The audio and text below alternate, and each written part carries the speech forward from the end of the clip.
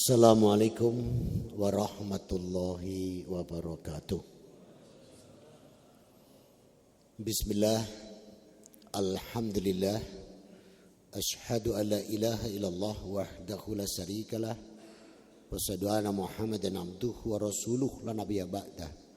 Sallallahu alaihi wa ala alihi wa ashabihi wa man tabi'ahum bi ihsanin ila yaumiddin. Wassalamu taslima katsira.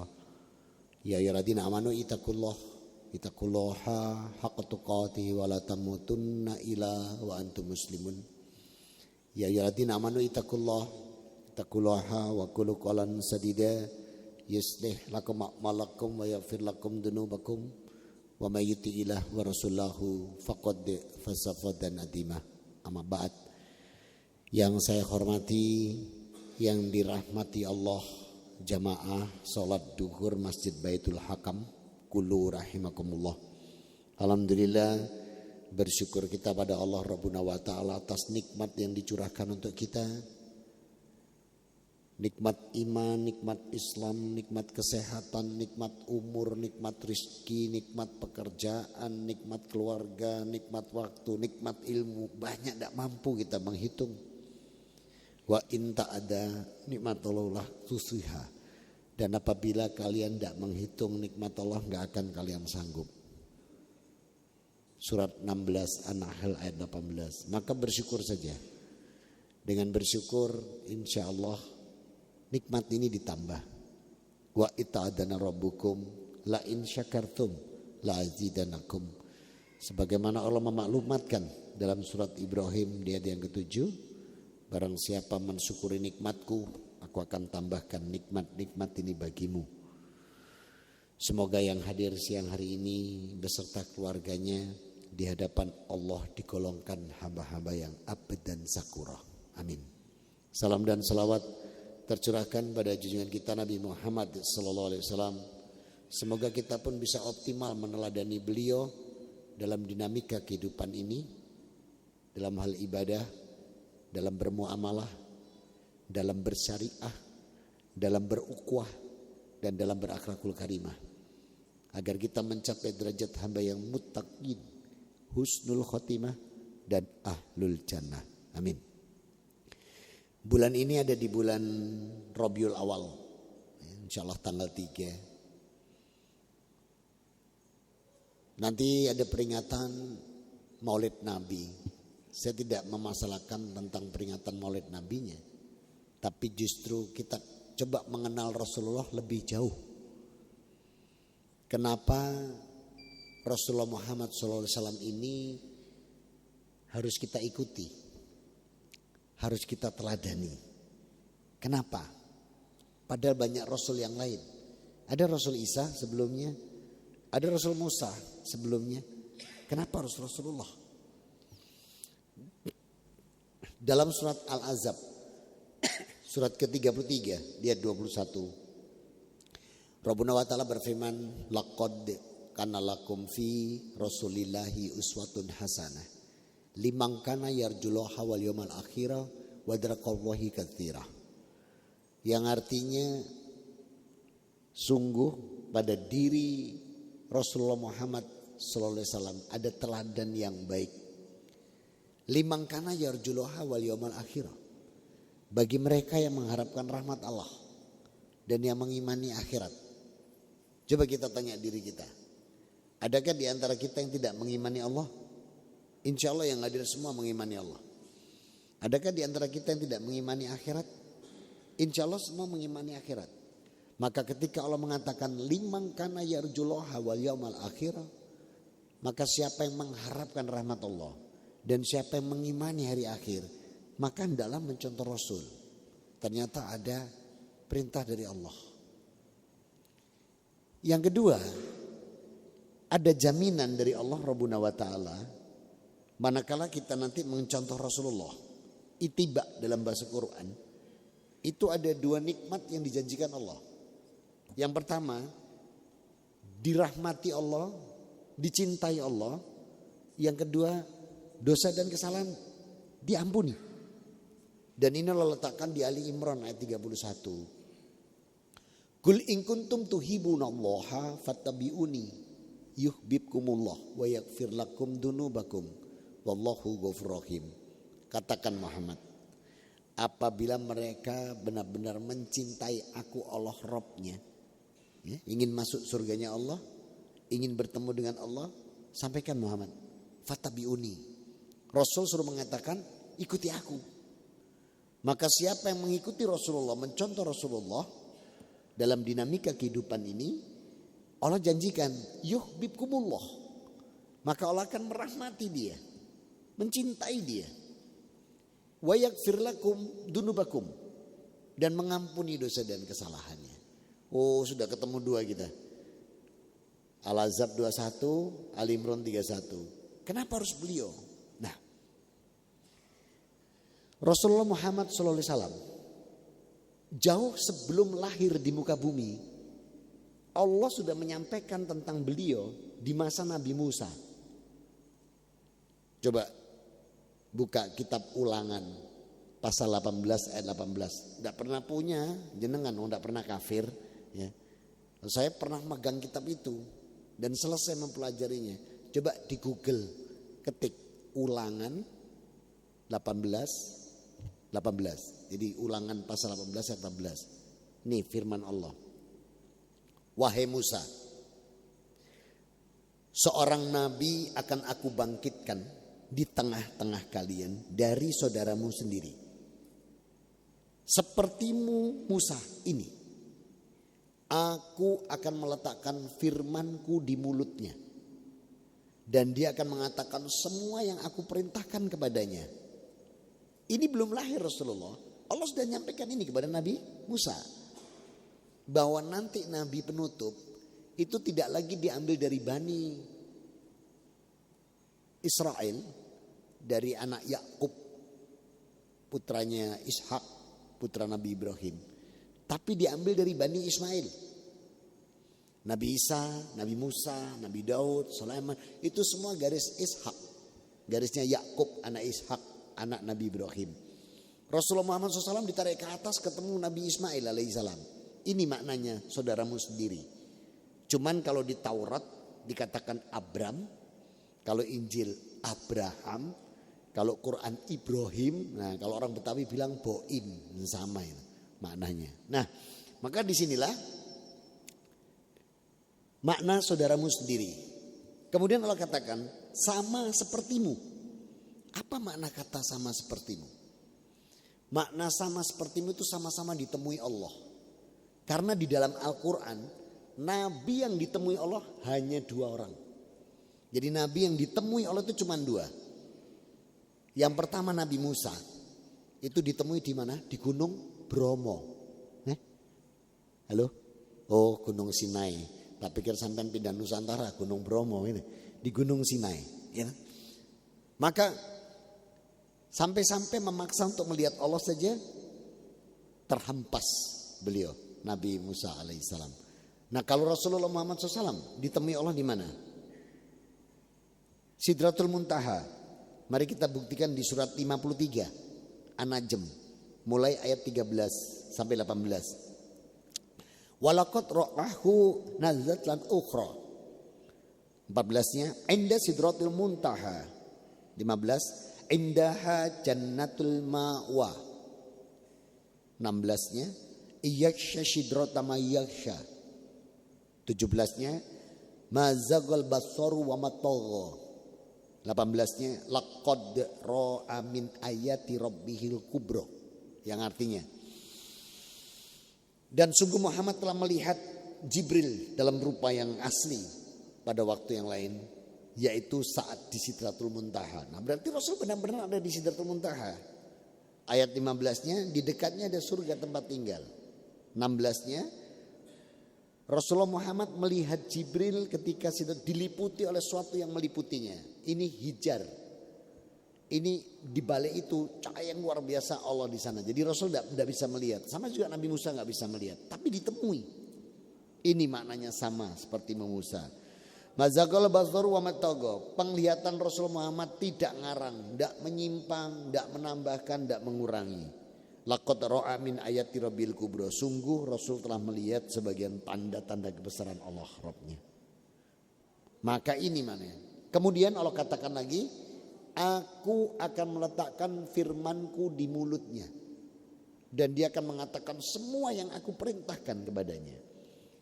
Di surat yang sama, surat 53 An-Najm ayat 3 dan 4, wa ma yantiqu anil hawa in huwa illa wahyuha. Rabbuna wa ta'ala berfirman, tidaklah Al-Quran yang diucapkan Rasul Muhammad SAW itu menurut hawa nafsu atau keinginannya. In huwa illa wahyuha. Semua yang diucapkan Rasulmu itu wahyu dariku. Nih, tadi Allah katakan kepada Nabi Musa, firmanku aku simpan di mulutnya. Kemudian kalau kita lihat lagi di surat 16 An-Nahl ayat 44. Bil bayyinati waz-zubur wa anzalna 'alaika dzikr litubayyana linas ma nuzila ilaihim wa la'alakum yatafakkarun. Rabbuna wa ta'ala berfirman, mukjizat kitab-kitabku sudah aku turunkan sebelumnya kepada mereka. Zabur pada Nabi Daud alaihissalam, Taurat Nabi Musa alaihissalam, Injil Nabi Isa alaihissalam, dan untukmu Muhammad ad-dzikr atau Al-Quran. Lihat perintah Allah, litubayyana linas manuzila ilaihim jamak ini. Tugasmu Muhammad menjelaskan kepada manusia semua kitab-kitab yang sudah aku turunkan. Jadi Rasulullah itu bukan ahli Quran, jangan salah. Rasul itu bukan ahli Quran, Rasul itu ahli Zabur, Taurat, Injil dan Al-Quran. Nah, coba. Dan tugas beliau menjelaskan kepada manusia semua yang sudah Allah firmankan dan turunkan. Makanya beliau ini pilihan. Dan beliau justru dipilih dari yang buta huruf. Bukan yang bisa baca tulis. Itu aja buta huruf aja dituduh ngarang Al-Quran. Apalagi kalau Rasul itu seorang pujangga. Nah, antara Nabi Musa dengan Nabi Isa ini ada Yesaya. Ada Yesaya. Nggak ada dalam sirah Islam. Sama seperti juga Nabi Hud, Nabi Su'aib, Nabi Soleh, nggak ada dalam sirah Nasrani dan Yahudi. Di surah Muslim ada. Nah, antara Nabi Musa dan Nabi Isa ada Yesaya. Ketik lagi di Google, pasal 29 ayat 12. Lihat kalimat Allah. Ketika kitabku aku berikan kepada nabiku yang tidak bisa baca tulis. Coba dibuka di Google. Nabi siapa yang tidak bisa baca tulis? Cuman satu orang, dunia tidak bisa mengingkari. Cuman Rasulullah. Aku katakan padanya, baca. Dan dia mengatakan, aku tidak bisa membaca. Duh, peristiwa ini diulang lagi sama Allah dalam Al-Quran di surat 96 ayat 1. Iqra bismi rabbikal ladzi khalaq. Di gua mana? Selarong. Oh, gua Hira. Tapi pikir ngantuk gua Selarong ini. Di Gua Hira. Jadi Rasul itu dalam kondisi menerima wahyu pertama itu malaikat dalam bentuk malaikat Jibril. Gimana enggak takut coba sebegitu besarnya bersayap pula. Malaikat bersayap enggak? Hah? Dari mana tahu malaikat bersayap? Di surat Fatir ayat 1 ya. Malaikat itu bersayap ya. Malaikat itu wats natim ya. Malaikat itu memiliki sayap kata Allah. Gitu arek saiki gawe lagu, malaikat tak bersayap. Kan ganti wedi arek saiki ini. Nah, maka larilah Rasulullah. Aku tidak bisa baca. Dengan takut yang luar biasa karena begitu besarnya Jibril, luar biasa. Sayapnya itu membentang luar biasa itu di atas langit. Lari beliau, kemana? Pulang ke rumah. Menemui siapa? Khadijah. Loh itu loh Pak, diajari Rasulullah. Kalau ada masalah pulang ke rumah temui istri, dia cari sama Rasulullah. Lah anak-anak sekarang enggak ya. Ada masalah nang jopo. Malah buka botol, mendem gitu. Lalu nanti ketemu teman-teman yang enggak syar'i, tambah rusak lagi, Pak. Ditanya, "Opo? Tukaran." Kata dia, "Biasa, itu bumbu rumah tangga." Pertengkaran suami istri dikatakan bumbu rumah tangga. Ini akidah syaiton. Akidah syaiton. Coba nanya ya. Makanan itu enak pakai bumbu atau enak gak pakai bumbu Pak? Enak pakai bumbu. Nek ngono tukaran terus karo bojomu. Cake bumbune rusak rumah tangga. Ini akidah syaitan ini. Nah, maka ketika Rasul pulang, Jibril menyadari gak mungkin dalam bentuk malaikat berubah bentuk manusia. Sampai di depan pintu rumah Khadijah. Jangan lupa, Khadijah itu keponakan Warokoh. Ahli kitab yang garis lurus. Sekarang ada garis lurus, ada garis bengkok. Ini Warokoh ini garis lurus nih.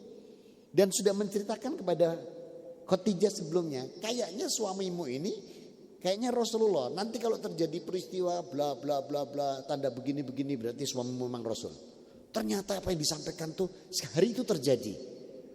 Maka Khadijah memikir, ini benar enggak yang ngejar suamiku Jibril? Seperti yang disampaikan di kitab terdahulu yang disampaikan pamannya kepada beliau. Apa yang terjadi? Untuk ngetes ini Jibril atau tidak, Khadijah itu memeluk Rasulullah. Ketika dipeluk, Jibril senyum. Masih belum yakin. Di pangku, benar-benar Rasulullah di pangku. Nah, Jibril mulai tersipu. Masih belum yakin, Pak. Hijabnya Khadijah itu dibuka begini. Begitu hijabnya dibuka, Jibril langsung balik kanan. Yakinlah Khadijah ini malaikat. Sebab kalau bukan malaikat, Pak, dibuka ini tambang ini. Wih ayu nih rek. Rambutnya. Ini malaikat gak doyan aurat, Pak. Maka yakinlah Khadijah bahwa yang mengejar suaminya itu adalah Jamus atau Jibril. Dalam kitab terdahulu disebut Jamus. Sehingga mulai hari itu Khadijah luar biasa perjuangannya kepada Rasul Muhammad SAW. Membantu dakwah beliau. Nah, ini belum lahir. Sudah disampaikan di kitab terdahulu. Setelah itu Nabi Isa. Dalam Yohanes. Nanti ketik lagi itu di Google tuh. Pasal 14 ayat 16. Lihat doa Nabi Isa kepada Allah. Cuma nyebutnya Bapa, Pak. Kenapa Bapa? Ikulah sing gawe arek Dinoyo. Oh bukan, Pak. Dinoyo itu pabrik roti namanya Paulus. Paulus saja yang ganti tulisan Allah jadi Bapa. Supaya kelihatan itu anaknya. Doanya luar biasa. Ya Allah, segerakanlah nabi penerus, penolong yang akan menyertai mereka selama-lamanya. Itu kalimatnya, buka di Google. Seorang penolong, kalau dalam bahasa Ibrani-nya Parakletos, yang artinya nabi penutup. Dan ini Allah ulang di surat 33-40 menjelaskan Rasul itu adalah Rasulullah Khotamin Nabiin, nabi penutup. Artinya setelah Nabi Isa habis Rasulullah gak ada lagi setelah itu. Maka kalimat Nabi Isa yang akan menemani kalian selama-lamanya. Artinya sampai akhir zaman. Jadi Rasulullah disebutkan ini. Zabur, Taurat, Injil, Quran semua disebutkan. Maka pentingnya kita untuk meneladani Rasulullah. Sebab apa? Semua firman disimpan di lisan beliau. Sehingga beliau besok itu di padang mahsyar saat yaumal mizan, hari timbangan amal, yaumal jam'i, hari kita dikumpulkan, yaumuddin, hari pembalasan, yaumul hisab, di mana amal diperhitungkan, Rasulullah akan menjadi saksi setiap umat. Jadi besok setiap umat itu, Pak, nabinya didatangkan, Rasulullah dihadirkan. Serius Pak, kalau nggak serius saya nggak pindah. Mungkin saya tetap di gereja. Dan ini Allah katakan di An-Nisa 41. Fakaifa idza ji'na min kulli ummatin bisyahid wa ji'na bika ala haula'i sahida. Bagaimana nasib orang-orang kafir nanti ketika setiap kaum aku adili, aku hadirkan nabi dan rasul yang aku utus. Wa ji'na bika ala haula'i sahida. Dan kau Muhammad aku hadirkan sebagai saksi. Kenapa Rasulullah? Lah kan semua firman Allah disimpan di lisan beliau. Beliau yang diberikan ilmu ini semua. Sehingga pengadilan Jabur kalau tidak sesuai, Rasul bilang tidak sesuai. Ketika pengadilan Taurat tidak sesuai Taurat, Rasul bilang tidak sesuai dengan punyamu ya Allah. Injil juga sama, tidak sesuai. Ini sudah dirubah, arek dinoyo itu, Paulus. Ya. Nabi bisa dijadikan anak Tuhan. Seperti itu. Apalagi pengikut Rasul sendiri. Kalau sampai menyimpang dari Islam ini, wah sudah alamat nyenyek tun. Maka Rasulullah ini saksi akhir zaman. Oleh karena itu betapa pentingnya kita meneladani beliau, mengikuti beliau. Sampai penentuan di akhir zaman besok saksinya beliau Rasulullah Muhammad SAW. Mudah-mudahan kita senantiasa diberikan hidayah Allah, inayah, pertolongan, bimbingan. Sehingga setiap amal soleh kita, amal ibadah kita berada di atas Quran, sunnah, dan ijma' ulama yang diridhoi Allah dan teruji. Sehingga amalan kita semua dijadikan Allah amalan yang soleh, solihah, makbula, wa mutaqabbala. Amin, Allahumma amin. Ini yang bisa saya sampaikan untuk renungan kuliah duhur siang hari ini. Ada yang mau kita diskusikan? Tidak ada. Cukup?